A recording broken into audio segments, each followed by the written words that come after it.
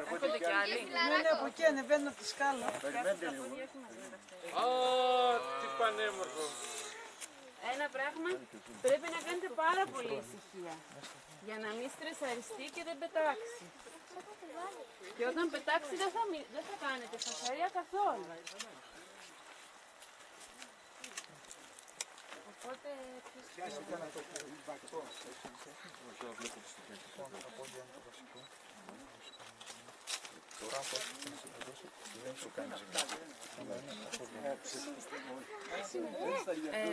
Πιάσου τα πόδια λίγο χωριστά.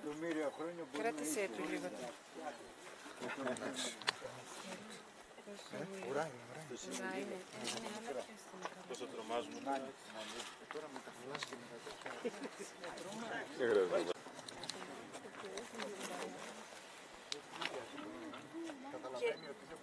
Γιώργο, έχει αγρίεψη.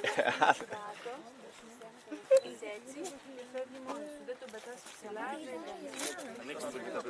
Ναι. Ελάτε και τα παιδάκια.